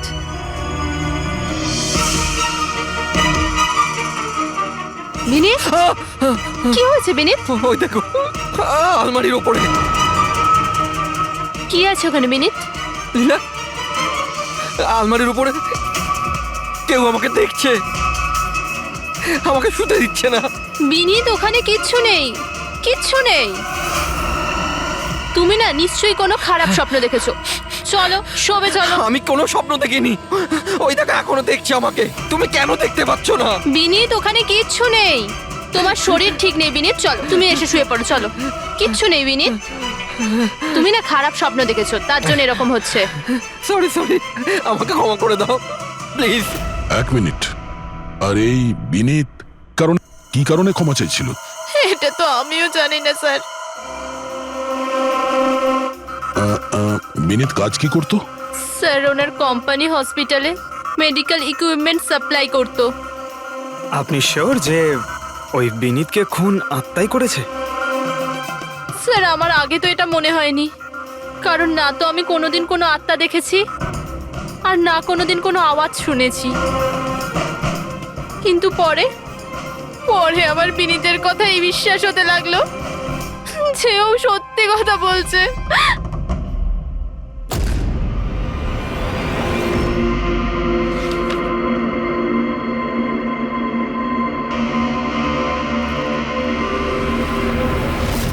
হ্যাঁ বস, এর মৃত্যুর একটাই কারণ চোখে পড়ছে, এর মাথার ওপর লাগা আঘাতটা, যেটা অ্যাক্সিডেন্টের কারণে লেগেছে। ঠিক তো ডক্টর সালুকে, আর কোনো কারণ নেই তো? দয়া, ভিসারের স্যাম্পলকে চেক করা এখনো বাকি আছে, কিন্তু প্রাইমা ফেসি তো এটাই বলছে মৃত্যুর কারণ অ্যাক্সিডেন্ট। আর বস, এর রক্তের মধ্যে আমি অ্যালকোহল অনেকটা বেশি মাত্রায় পেয়েছি। ও, আমার মনে হচ্ছে সেই কারণেই ওর হ্যালুসিনেশন শুরু হয়, আরো ধাক্কা মেরে দেয়। তার মানে হলো এটা কোনো খুনের ব্যাপার নয়। আমরা চাইলেই ওদের বডিটা ফেরত দিয়ে দিতে পারি। যদি কোনো ডাউট থাকে সেটা ভিসারের স্যাম্পল থেকে জানা যেতে পারে। কি জানি স্যার, আমার কেমন যেন মনে হচ্ছে যে এই কেস অতটা সোজা নয়। কারণ আমরা যখন লীলাকে জিজ্ঞাসা করলাম যে এই বিনীত কার কাছে ক্ষমা চাইছিল, তখন কথাটা এড়িয়ে গেল। আমরাও কি শেষকৃত্যে যাব নাকি? ওখানে আত্মীয়রাও থাকবে, বন্ধুরাও থাকবে, অনেকেই থাকবে। যদি কিছু জানতে পারা যায়। যাও, নিশ্চয়ই যাবে ফিউরালে।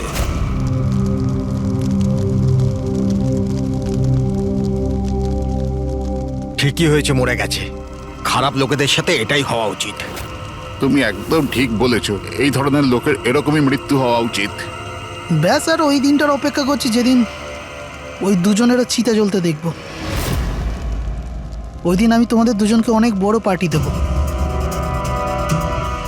কি সমস্যা কি তোমার? হ্যাঁ, এখানে একটা শোক পালন করার জায়গায় উৎসব পালনের কথা বলছো তোমরা? কেন করব না উৎসব? আরে আসল উৎসব তো সেদিন হবে যেদিন এই দুজনেরও চিতা জ্বলবে। ওরা দুজনে চিতায় উঠুক কি না উঠুক, তুমি সিআইডি রাতে ঠিকই আসবে। স্যার, আপনারা যদি সিআইডির লোক হন তাহলে অপরাধীদের সাহায্য করার বদলে আমাদেরকে ন্যায় বিচার দেওয়া উচিত। এক মিনিট, কি বলতে চাও পরিষ্কার করে বলো। স্যার, আমার নাম পুনিত, আর আমার বাবা পার্পল হসপিটালে ভর্তি ছিল। ভেন্টিলেটরে ছিলেন। ডাক্তারবাবু, নার্স, ডাক্তারবাবু কোথায়? আমার বাবা মারা যাবে এক্ষুনি। প্লিজ প্লিজ ডাক্তারবাবুকে বলুন। কি হয়েছে? কেন চিৎকার করছেন? চিৎকার করবো না তো কি করবো? আমার বাবা ওখানে মারা যাচ্ছে, আর আপনাদের স্টাফ এখানে বসে মাছি মারছে। আপনি আগে শান্ত হন প্লিজ। আপনি পেশেন্টের কাছে যান, আমি দেখছি। তাড়াতাড়ি করুন প্লিজ। হ্যাঁ। ম্যাম, একটা ঘটনা ঘটে গেছে। কি সমস্ত হয়েছে? ভেন্টিলেটর এক এক করে বন্ধ হচ্ছে। কি? হ্যাঁ ম্যাডাম, আমাদের দুজন ডাক্তার ম্যানুয়ালি অক্সিজেন দেওয়ার চেষ্টা করছে। ম্যাডাম, সবার সাথে এরকম হওয়াটা ঠিক নয়। যদি ভেন্টিলেটর ঠিক না হয় তাহলে পেশেন্টরা মরে যাবে। আরে আস্তে বলো। আরে আরে এটা হসপিটালের রেপুটেশনের ব্যাপার। এটা যদি পেশেন্টের বাড়ির লোকেরা জানতে পারে না, তাহলে একটা ঝামেলা হয়ে যাবে। ডক্টর, আপনারা প্লিজ 2 মিনিট সময় দিন, আমরা সলিউশন বার করছি। ম্যাম, এক এক করে সব ভেন্টিলেটর বন্ধ হয়ে যাচ্ছে। তুমি যাও, বাকি ওয়ার্ডসগুলো চেক করো। যাও। Okay ma'am. আরে ওই আমাদের সাপ্লায়ার বিনীতকে ফোন করো না, ওই সব কিছু ব্যবস্থা করে দেবে। প্লিজ টেনশন নেওয়ার কোনো ব্যাপার নেই। ডক্টর মেহেক, হচ্ছে কি এসব? স্যার ভেন্টিলেটর সব বন্ধ হয়ে গেছে স্যার। আপনারা প্লিজ শান্ত হন, আমি কথা বলছি। স্যার, এক এক করে সমস্ত ভেন্টিলেটর বন্ধ হয়ে যাচ্ছে স্যার। কি? এটা কিভাবে হতে পারে? তো কোনো হসপিটালে ফোন করো না, ওখান থেকে আনাও। আরে রাজা, ফোন লাগাও। আর মেহেক, একটা কাজ করো, এখানে যে টেকনিশিয়ান আছে ওকে ডাকো। রাজা, কি হলো তোমার? তুমি কি শুনতে পাচ্ছ না স্যার কি বললেন? আপনারা কি ডিসকাস করে টাইম ওয়েস্ট করছেন? আমার বাবা মারা যাবে ওখানে। আপনি প্লিজ একটু শান্ত হন, আমরা এক্ষুনি যাচ্ছি। Please ma'am, sir, ma'am, very bad news. 2টো পেশেন্টের জীবন চলে গেছে, 5টা পেশেন্ট খুব ক্রিটিক্যাল অবস্থায় আছে। স্যার আজ আমাদের পরিবারের লোক আমাদের সাথে নেই, এর জন্য দায়ী শুধুমাত্র এই 3 জন লোক, বিনীত, মেহেক আর রাজা। আচ্ছা, এই বিনীত তো ইকুইপমেন্ট সাপ্লাই করতো, তাই না? হ্যাঁ স্যার। আর বাকি দুজন? স্যার যেদিন এই ঘটনাটা ঘটেছিল সেদিন মেহেক ডক্টর ইনচার্জ ছিল, আর রাজা হসপিটালে অ্যাডমিন সামলাতো। আচ্ছা, এনারা দুজনই কি শুধু হসপিটাল থেকে এসেছেন নাকি ওখান থেকে আরো অনেকে এসেছেন? এসছে স্যার, ওই হেড নার্স পরিণীতা, ওই শেখর যে মেনটেন্যান্সে ছিল, আর উনি ডক্টর কেদার, এই হসপিটালের মালিক। ঠিক আছে, এখন শান্ত হয়ে যাও। আমরা এই মামলার গভীরে যাব। যদি তোমার বাবার সঙ্গে কোনো অন্যায় হয় তো ন্যায় বিচার তুমি নিশ্চয়ই পাবে।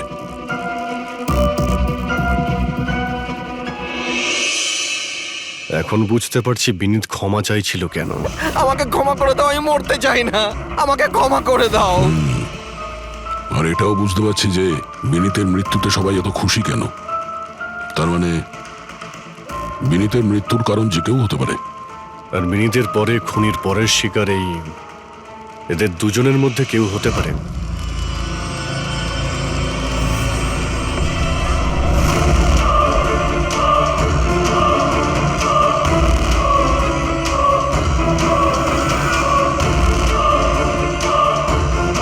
আমাকে ক্ষমা করে দাও। তুমি আমাকে কেন মরতে দিলে? আমার পিছু নিও না।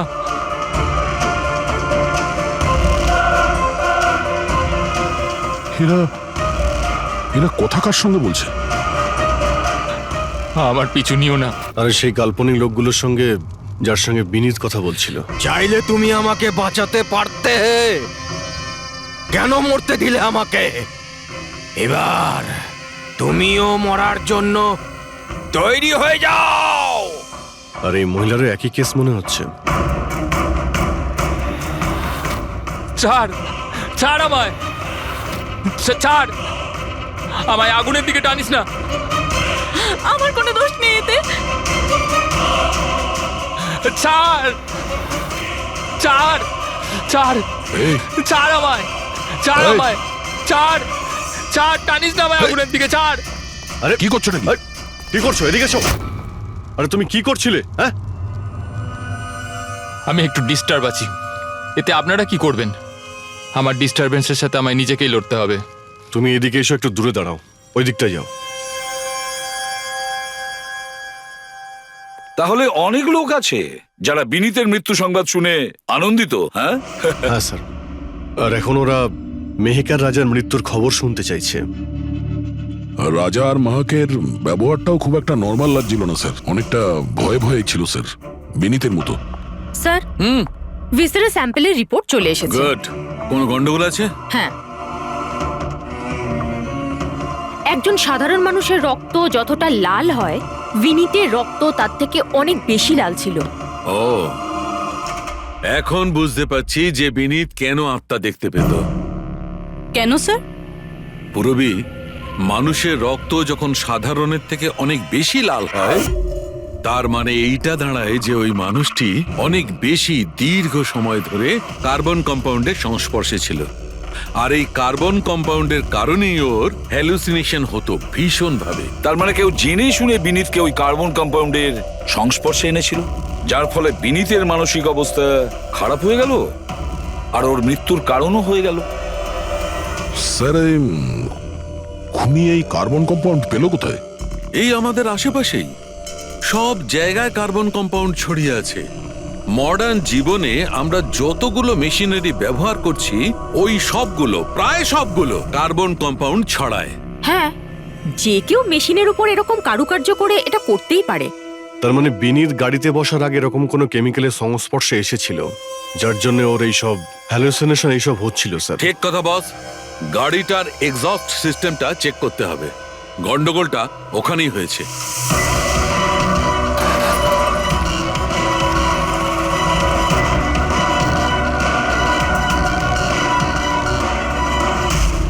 সালুঙ্কে স্যার তো ঠিকই বলছিলেন স্যার, পেট থেকে তো কেমিক্যাল বেরিয়ে আসছে। একটা কথা তো তাহলে ঠিক পঙ্কজ, ওই আত্মা টাত্তা বলে কিচ্ছু ছিল না। স্যার, তার মানে এখন খুনের নিশানায় দুজন রয়েছে, রাজা আর মেহেক।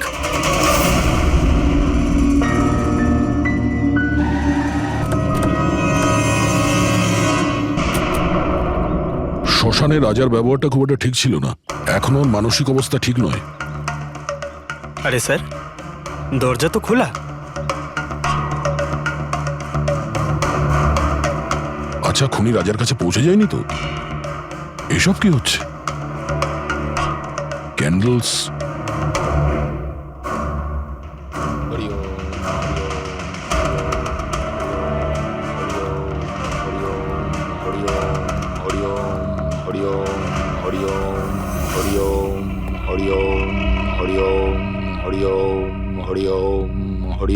রাজা,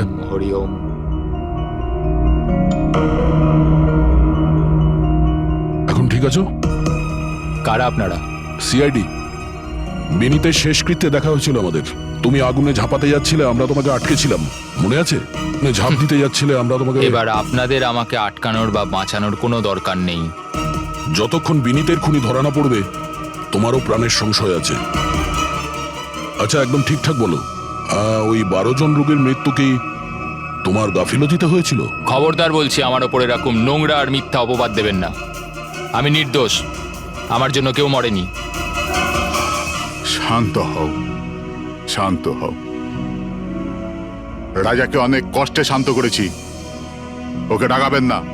আপনি কে? আমার নাম শ্লোক। আমি রাজাকে এই খারাপ সময় থেকে বার করে আনবার চেষ্টা করছি। ও, তার মানে আপনি সাইকিয়াট্রিস্ট? সাইকিয়াট্রিস্ট নয়, সাইকি, মিডিয়াম। এই জগৎ আর অন্য জগতের সঙ্গে একটা সেতু ভেবে নাও। অন্য জগৎ? অন্য আবার কোন জগৎ? ওই আত্মাদের জগৎ। যদিও আমরাও একটা মাধ্যম। অপরাধ দুনিয়া থেকে নিয়ে জেলের ভেতর গারদের পেছনে পৌঁছানোর পুল। আপনারা আমাকে জেলে পাঠাবার চেষ্টা করছেন কেন? আমি তো রাজাকে আত্মাদের থেকে বাঁচাবার চেষ্টা করছি। রাজাকে আত্মার থেকে নয়, কেমিক্যাল পয়জন থেকে বাঁচানোর দরকার। আর বন্ধ করো তোমার এই ঢং, বুঝেছো? স্যার, ও কোন দিকে ইঙ্গিত করছে? ওই বুড়ো লোকটার দিকে, যে এসি নিচে দাঁড়িয়ে রয়েছে।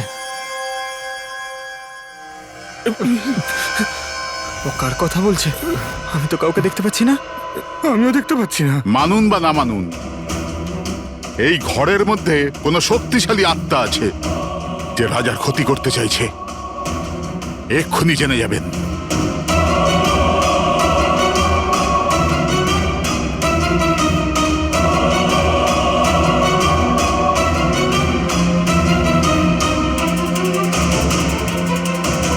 মিটার দিয়ে আত্মা দেখা যাবে?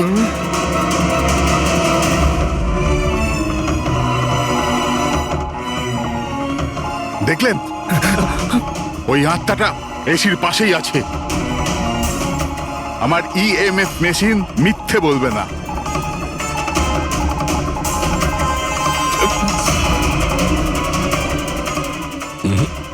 তবে আমাদের ওই মিটার ভুল হতে পারে না, বুঝলে? ফ্রেডি, মনে হচ্ছে রাজারও কার্বন কম্পাউন্ডের অ্যাকশন ওর গাড়ির থেকেই হয়েছে। একটা কাজ করো, এই মিটারটা নিয়ে যাও, ওর গাড়িটা চেক করো। ফ্রেডি। পঙ্কজ, তাহলে বলো, তুমি বিনীতের ফিউরিনালে কি দেখেছো? আমি কাউকে দেখিনি, আমি কিছু দেখিনি। মিথ্যে কথা বলো না। যদি কিছু দেখেই না থাকো তাহলে পালালে কেন? আমি মিথ্যে বলছি না, আমি সত্যি কাউকে দেখিনি। আচ্ছা, হাসপাতালে যে 12 জন মারা গিয়েছিল সেটা কি তোমার গাফিলতির জন্যই হয়েছিল? আমার গাফিলতিতে? দেখুন, আমার দ্বারা যতটা সম্ভব আমি সব চেষ্টা করেছি। আমি ডাক্তার কেদারের সঙ্গে কথা বলেছিলাম, কিন্তু উনি তো কোনো অ্যাকশনই নিলেন না। তাহলে আমি আর কি করতে পারি? আচ্ছা, তার মানে হলো এটা ডক্টর কেদারের ভুল। ওনার থেকেও তো বেশি দোষ ছিল ওই রাজা। ওর একবার দেখা উচিত ছিল যে ভেন্টিলেটরস গুলো কাজ করছে কি না। ওগুলো সময় মতো সার্ভিসিং হচ্ছে কি না। তাহলে কি দোষী রাজা? রাজা আর বিনীত দুজনেই।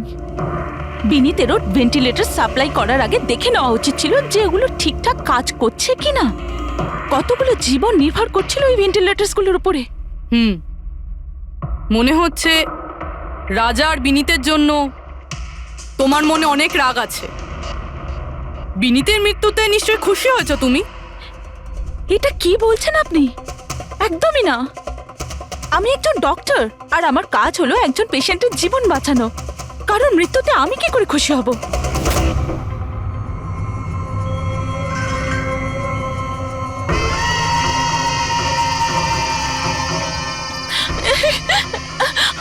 আবার এসে গেছে, আবার এসে গেছে। কিন্তু কিন্তু এখানে তো কেউই নেই। আরে এখানে কেউই নেই। দেখো, তুমি ভয় পেও না। যতক্ষণ আমি আছি তোমার কিছু হবে না, ঠিক আছে?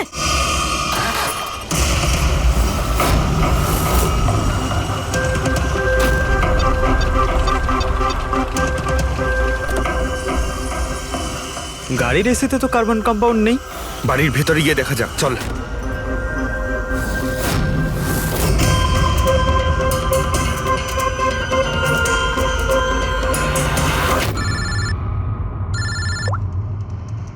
হ্যাঁ পূরবী, মেহেকের বাড়িতে কোনো কেমিক্যাল পাওয়া যায়নি? ঠিক আছে, যতক্ষণ ওই খুনি ধরা না পড়ে ততক্ষণ তুমি ওর সঙ্গেই থাকো, ঠিক আছে? স্যার, হ্যাঁ, কার্বন কম্পাউন্ড এখানে কোথাও নেই। কোথাও কোনো কেমিক্যাল পাওয়া যাবে না। বিজ্ঞানের জগৎ আর কেমিক্যালের জগতের বাইরেও আর একটা জগৎ আছে, মানুন অথবা না মানুন। চুপ, মুখ বন্ধ। যতক্ষণ বলতে না বলবো মুখ খুলবে না। রাজাবাবু, আপনার ভয়ের কোনো কারণ নেই, আমরা আছি এখানে। যতক্ষণ না ওই খুনি ধরা পড়বে সিআইডি আপনার সঙ্গেই আছে। আমার সিআইডির দরকার নেই। ইনি রয়েছেন না আমার সুরক্ষা করার জন্য। আরে এটা কিভাবে সম্ভব? না রাজার বাড়িতে কেমিক্যাল পাওয়া গেছে আর না মেহেকের বাড়িতে পাওয়া গেছে, এটা কি করে সম্ভব? স্যার, আমরা রাজার বাড়িটাকে ভালো করে চেক করেছি, এক একটা কোণা দেখেছি, ওই গাড়িটাও চেক করেছি, কোথাও কিছু পাওয়া যায়নি। হ্যাঁ, কিন্তু দয়া, যদি কোনো কেমিক্যাল ব্যবহারই না হয়ে থাকে তাহলে রাজা আর মেহেকের হ্যালুজিনেশন হলো কি করে? কোনো তো একটা কারণ থাকবে। আর স্যার, যেভাবে বিনীতের কারের এসিতে কেমিক্যালের ব্যবহার করা হয়েছে, এটা কোনো আনপ্রফেশনাল কেউ করেছে বলে আমার মনে হয় না। একটা কাজ করা যাক, যারা মারা গেছে তাদের বাড়িতে দেখো, হয়তো কেউ থাকতে পারে যে কেমিক্যালের বিষয়ে খুব ভালো করে জানে, বা কেউ কেমিক্যালের এক্সপার্ট। আর হ্যাঁ, হসপিটালের ওই স্টাফকে ডাকো। চিফ নার্স যে আছে না, হেড নার্স পরিণীতা, আর হেড টেকনিশিয়ান শেখর, আর মালিক কেদার, তিনজনকেই ডাকো। দেখা যাক।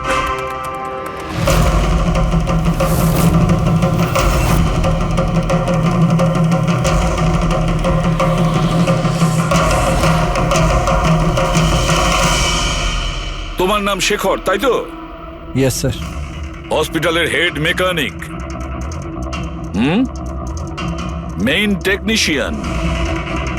তার মানে হসপিটালে যদি কোনো মেশিনে প্রবলেম হলে সবার প্রথমে তোমার কাছে খবর আসে। হ্যাঁ স্যার, ঠিক। তাহলে হসপিটালের ভেন্টিলেটর খারাপ ছিল সেটা তুমি জানতে না? স্যার, প্রথম থেকেই জানতাম। তাহলে কেন কিছু করনি? কাউকে কিছু বলনি কেন? হ্যাঁ স্যার, এতে আমার কোনো দোষ নেই। তাহলে কার ভুল ছিল? স্যার, আমি প্রথমেই মেহেককে ভেন্টিলেটরের ব্যাপারে বলেছিলাম যে ভেন্টিলেটরসে প্রবলেম আছে আর যে কোনো সময় খারাপ হতে পারে। এটা তুমি ভেন্টিলেটর বন্ধ হওয়ার আগেই জানিয়েছিলে? ইয়েস স্যার, এক সপ্তাহ আগে। ম্যাম, আমি আপনাকে একটা নোটিশ পাঠিয়েছিলাম, ওয়ার্ডের ভেন্টিলেটরগুলো ঠিকমতো কাজ করছে না। ও, আমি তোমার চিঠিটা পড়েছি শেখর, তুমি টেনশন নিও না, আমি কিছু একটা করছি। কিন্তু ম্যাম, ব্যাপারটা খুব আর্জেন্ট। হ্যাঁ হ্যাঁ, আমি জানি। ডক্টর মেহেক। ইয়েস ম্যাম, আপনাকে অ্যাকাউন্টস ডিপার্টমেন্টে এক্ষুনি ডেকেছে। ও হ্যাঁ, আসছি। ডোন্ট ওয়ারি শেখর, আমি নিশ্চয়ই কিছু ব্যবস্থা নেব, পাক্কা। কিন্তু স্যার, উনি আমার কথাটা সিরিয়াসলি নিলেন না। হ্যাঁ, মেহেক ভেন্টিলেটরস খারাপ হওয়ার সময় পেশেন্টদের বাঁচানোর খুব চেষ্টা করেছিল, কিন্তু রাজা স্যার এত ঘাবড়ে গেলেন যে কিছু করতেই পারলেন না। শেখর বাবু, তুমি কতটা সত্যি বলছো আর কতটা মিথ্যে সেটা তো আমরা জেনেই নেব। স্যার মেহেকের কোনো ভুল ছিল না, ও ভেন্টিলেটর খারাপ হওয়ার কথা আমাকে প্রথমেই বলে দিয়েছিল। তারপর আপনি কি করলেন? স্যার আমি হসপিটালের অ্যাডমিন হেডকে বলে দিয়েছিলাম, রাজাকে, কারণ হসপিটালের যতগুলো মেশিন আছে সেগুলো দেখাশোনার দায়িত্ব অ্যাডমিন হেডেরই। তাহলে এই সমস্ত কিছু আপনি রাজাকে বললেন আর আপনার দায়িত্ব শেষ হয়ে গেল। আপনি তো এই হসপিটালের মালিক, তাই না? তাহলে এভাবে দায়িত্ব শেষ হয়ে যায় কি করে আপনার? স্যার আমি আমার দায়িত্ব পালন করেছি, সেই জন্য তো আমি নিজে গিয়েছিলাম রাজার কেবিনে। রাজা। হ্যাঁ স্যার। এসব কি করছো? আরে এগুলো দরকারি নয়, এতগুলো রোগীর শ্বাস প্রশ্বাস ভেন্টিলেটরের সাহায্যেই চলছে, আর তুমি এখানে বসে আছো। আরে কিছু করো। হ্যাঁ স্যার, আমি এক্ষুনি সাপ্লাইয়ের সাথে কথা বলে ভেন্টিলেটর চেঞ্জ করে দিচ্ছি। প্লিজ প্লিজ তাড়াতাড়ি করো। স্যার আমি বুঝতে পারছি না যে ও ভেন্টিলেটর কেন পাল্টালো না। আমি অবাক হচ্ছি স্যার যে কেউ কেদারবাবুর দিকে আঙুল তুলছেন না। সবাই রাজা, বিনীত আর মেহেকের পিছনে পড়ে আছে। সেটাই মেহেকের তো, পিছনে পড়ে হসপিটালের মালিক না কেদার বাবু? তাহলে এই সমস্ত কিছুর দায়ভারও কেদার বাবু আপনার। কিন্তু স্যার এবার আমি নিজে গিয়ে তো ঠিক করতে পারি না ভেন্টিলেটর। স্যার আমার কাজ হলো কনসার্ন ডিপার্টমেন্টকে ইনফর্ম করা, আর আমি সেটা করে দিয়েছিলাম। বরং আমি বিনীতের সঙ্গে নিজে কথা বলেছিলাম। আমি ওকে বলে দিয়েছিলাম যে যদি এগুলো রিপেয়ার করা যায় তো রিপেয়ার করুক, নাহলে চেঞ্জ করে দিক, কিন্তু ও কোনো অ্যাকশনই নিল না। এ কোনো অ্যাকশন নেয়নি, সে কোনো অ্যাকশন নেয়নি, আপনি কি অ্যাকশন নিয়েছিলেন? আর দোষ দিচ্ছেন বিনীতকে, যে কিনা মারা গেছে, বা রাজার, যে উত্তর দেওয়ার পরিস্থিতিতে নেই। স্যার যেটা সত্যি ছিল ওটা আমি আপনাদের বলে দিলাম, সেটা এবার মানবেন কি মানবেন না স্যার আপনাদের ব্যাপার। পরিণীতা স্যার। হসপিটালের হেড নার্স, তাহলে তুমি হসপিটালের ব্যাপারে নিশ্চয়ই সবকিছু জানো। হ্যাঁ স্যার। তাহলে এবার সত্যি করে বলো, এই যা কিছু হয়েছে কার গাফিলতির কারণে হয়েছে? তাড়াতাড়ি বলো। হ্যাঁ স্যার, বলছি। আমার সাথে বিশ্বাসঘাতকতা করার চেষ্টা করো না রাজা। আর হ্যাঁ, যদি মেশিনে কোনো ফিজিক্যাল ড্যামেজ থাকে তাহলে সেটা ওয়ারেন্টিতে আসে না। যদি তোমার নতুন ভেন্টিলেটর চাই তাহলে তোমাকে পুরো কস্ট পে করতে হবে, বুঝেছো? আমি তোমার থেকে বাজে লোক আজ অব্দি আমার জীবনে দেখিনি। এবার থেকে না তো আমাদের হসপিটাল তোমার থেকে কিছু কিনবে, না তো শহরের আর কোনো হসপিটাল। শোনো, এসব হুমকি অন্য কাউকে দেবে। তুমি জানো না আমি কে, যা করার করে নাও।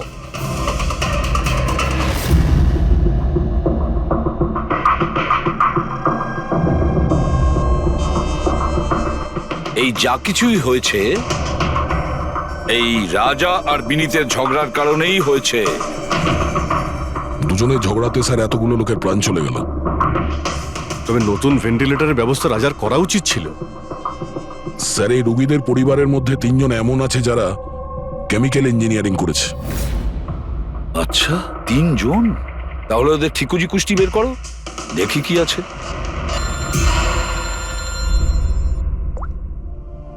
Hello ACP Pradyuman. হোয়াট? ঠিক আছে, আমরা এক্ষুনি পৌঁছচ্ছি। কি হয়েছে স্যার? রাজা মারা গেছে।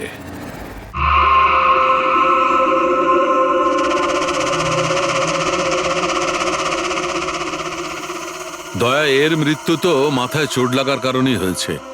মনে হচ্ছে ছাদ থেকে লাফ দিয়েছে। হতে পারে হ্যালুসিনেশন এত জোরে হয়ে গেছে যে ঘাবড়ে গিয়ে রাজা উপর থেকে ঝাঁপ মেরে দিয়েছে। আর তুমি খেয়াল রাখছিলে না এর? এই খেয়াল রেখেছো তুমি? হ্যাঁ স্যার রাজা তো একদম শান্ত হয়ে শুয়ে পড়েছিল। আমি কি করে জানবো যে হঠাৎ করে উঠে পড়বে আর আত্মহত্যা করে ফেলবে? যখন এটা হয়েছিল তুমি কোথায় ছিলে? হ্যাঁ স্যার আমি অন্য ঘরে শুয়েছিলাম, তখনই আমি রাজার জোরে জোরে চিৎকার শুনলাম। আমি এই আত্মাদের সহ্য করতে পারছি না, আমার নিস্তার চাই, মুক্তি চাই। আর যতক্ষণ আমি ওর কাছে পৌঁছবো ততক্ষণ ও ছাদ থেকে পড়ে গেছে। বাহ, কি অদ্ভুত ব্যাপার। রাজাকে একলা রেখে তুমি নাকে তেল দিয়ে ঘুমোচ্ছিলে? হ্যাঁ আমি তো মনস্থির করেই ছিলাম ঘুমোবো না, কে জানে কিভাবে ঘুমিয়ে পড়লাম। নিশ্চয়ই আমাকে ওই আত্মাগুলোই ঘুম পাড়িয়ে দিয়েছিল। আপনি আপনি এটা দেখুন স্যার, মিটারের রিডিং কত বেড়ে গেছে। আমারও কিন্তু একটু ক্লান্তি ভাব লাগছে স্যার। আর দ্বিতীয়বার যদি আমাকে এই মিটার দেখিয়ে দিস না তাহলে মনে রাখিস। দয়া, 1 মিনিট ভাই, একটু মিটারটা দেখি। এই নিন। এই মিটারটা আমি রাখছি। হ্যাঁ, আমি ফেরত দিয়ে দেবো পরে। ঠিক আছে স্যার। কিন্তু দিয়ে দেবেন। হ্যাঁ দিয়ে দেবো দিয়ে দেবো।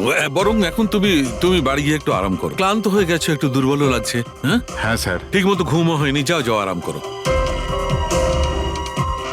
এটা কি ডক্টর সালুকে? ওকে যেতে দিলেন আর এই মিটারটা রেখে দিলেন? দয়া, এই যে মিটারটা না, এটা খুব কাজের জিনিস।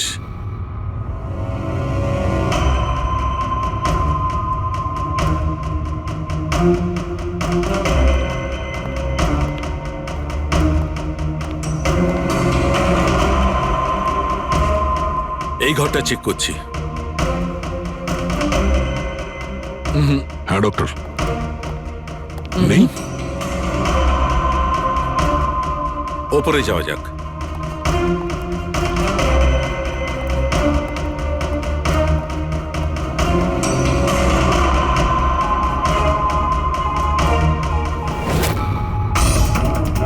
আরে সালুনকে স্যার সাবধানে, এই নিডলটা তো একেবারে জঙ্গলি ঘোড়ার মতো দৌড়চ্ছে। মাই গড, আমরা এখানে এইভাবে দাঁড়িয়ে থাকতে পারি না দয়া, আমাদের প্রোটেক্টিভ পোশাক পরতে হবে। Protective gears? ওটা কি কারণে ডক্টর? আরে দয়া, আমাদের সুরক্ষার জন্য।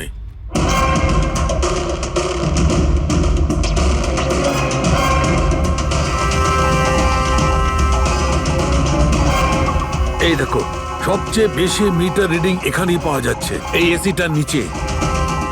মনে স্যার ওই পঙ্কজ, খবরদার খবরদার যদি আত্মার নাম নিয়েছো। স্যার এই মিটারটা কোন দিকে ইঙ্গিত করছে? বলছি বাইরে চলো, বাইরে চলো।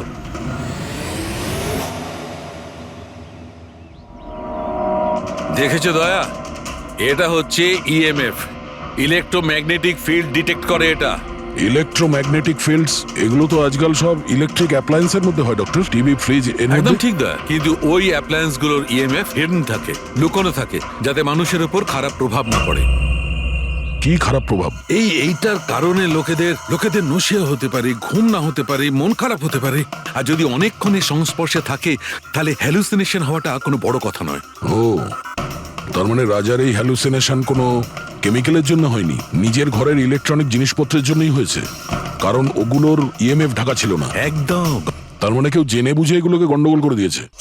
হতে পারে দয়া, এমনিতেই রাজা মনে মনে খুব কষ্ট পাচ্ছিল, খুব দুঃখ পেয়েছিল রোগীদেরকে বাঁচাতে পারেনি বলে, সেই জন্য হ্যালুসিনেশন ওর কাছে আফসোসের রূপে ধরা দিয়েছিল। হতে পারে এই অনুতাপের জন্য বিনীতেরও মৃত্যু হয়েছে। একদম ঠিক। আর ওই অশোক, ওরও দুর্বলতা সেই জন্যই মনে হচ্ছিল, যেহেতু ও এই ইএমএফ এর সংস্পর্শে অনেকক্ষণ ছিল। এখানে ওই কার্বন কম্পাউন্ড পাওয়া যায়নি। এটা কি করে দয়া? কারণ এখানে তো ইএমএফ এর ব্যবহার হচ্ছিল, আর সবচেয়ে বেশি রিডিং উঠছিল বেডরুমে এসির কাছে। তার মানে বেডরুমের এসিতে কোনো কারুকাজ করা হয়েছে। তাহলে তো মেহেকের বাড়িতে ওই ইএমএফ হনো।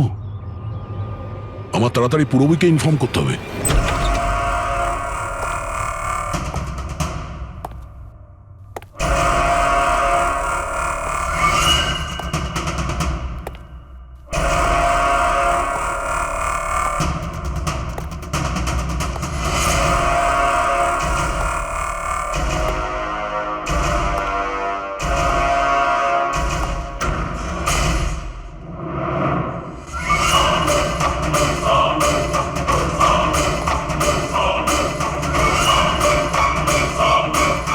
আমাকে একবার মেরে শান্তি হয়নি তোমার? আমাকে আবার মারতে এসেছো?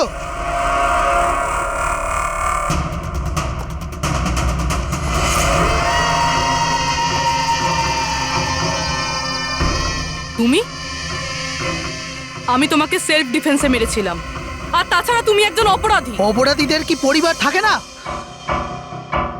তোমার জন্য আমার মেয়ে অনাথ হয়ে গেছে, আর এই রক্ত দেখছো, সব তোমার জন্য। আমি আর তোমাকে ছাড়বো না। দেখো, আমার কাছে আসবে না, আমি কিন্তু মেরে দেবো। আমি তোমাকে ছাড়বো না। আমার কাছে আসবে না, আমি কিন্তু বলছি মেরে দেবো। আমি বলছি আমার কাছে আসবে না, আমি মেরে। রবি, কি করছো তুমি? ছাড়ো এটা। স্যার, ওই লোকটা। কি? স্যার এখানে। স্যার ওনাকে ধরুন, উনি আমাকে মারতে চান। এক মিনিট, আগে এখান থেকে বাইরে চলুন। তাড়াতাড়ি চলো, প্লিজ তাড়াতাড়ি, প্লিজ তাড়াতাড়ি, ফাস্ট। এই হলো সেই তিনজন যাদের সম্পর্ক কেমিক্যাল ইঞ্জিনিয়ারিং এর সঙ্গে আছে, সুহাস, দীপক আর কিশোর। খুনি এদের মধ্যে যে কেউ হতে পারে। না অভিজিৎ, কারের এসিতে কেমিক্যাল ফিক্স করাটা অন্য ব্যাপার, আর ইলেকট্রোম্যাগনেটিক ফিল্ডকে এত চাতুর্যের সঙ্গে ব্যবহার করাটা অন্য কথা। আমার মনে হচ্ছে ও এমন একজন লোক যার সায়েন্সে, মেডিকেল সায়েন্সের ওপর খুব ভালো দখল আছে, হয়তো কোনো ডক্টর অথবা সায়েন্টিস্ট। যেই করুক, সে ইলেকট্রোম্যাগনেটিক ফিল্ড ভালো মতন ব্যবহার করেছে, যাতে মেহেক আর রাজা ওরা দুজনেই যাতে ইএমএফ এর সংস্পর্শে থাকে। হতে পারে হসপিটালে ওরা দুজন নিজেদের কাজ করছিল, তখনও এই ইএমএফ ওখানে উপস্থিত ছিল। তাহলে স্যার হতে পারে হসপিটালের কোনো মেশিনের সাথেও গন্ডগোল করা হয়েছে। নিশ্চয়ই দয়া, নিশ্চয়ই। আর এটা ওই করেছে, হসপিটালের ভেতরেরই কেউ। তাহলে এই হলো সেই জায়গা যেখানে মেহেক আর রাজা বসতো। হ্যাঁ স্যার। আর কে কে যাওয়া আসা করতো এখানে? স্যার শুধু স্টাফেদেরই ভেতরে যাওয়ার পারমিশন ছিল, তাও যদি কোনো কাজ থাকতো তাহলে। মানে বাইরের কেউ এখানে ঢুকতেই পারতো না? না স্যার, এমনকি রুগীদেরও এখানে ভেতরে আসার অনুমতি ছিল না। তার মানে তো এটা বোঝা গেল যে স্টাফেদের মধ্যেই কেউ, মানে আপনাদের মধ্যেই কেউ একজন খুনি। এ আপনি কিভাবে বলতে পারেন? এটা আমরা বলছি না, এটা এই ইএমএফ মেশিনটাই আমাদের সবকিছু বলে দিয়েছে। আর এই ইএমএফ মেশিনের হিসাবে এই এসির সাথে কোনো গন্ডগোল করা হয়েছে।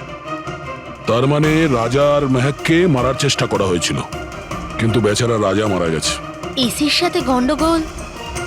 কি বলছেন আপনি? আমি তো কিছু বুঝতেই পারছি না। এই কথাটা এই রুমে থাকা শুধুমাত্র সেই বুঝতে পারবে যে নিজেই খুনি।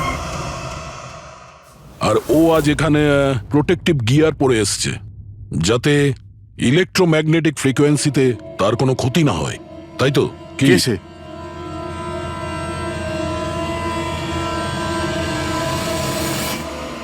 এদিকে এসো।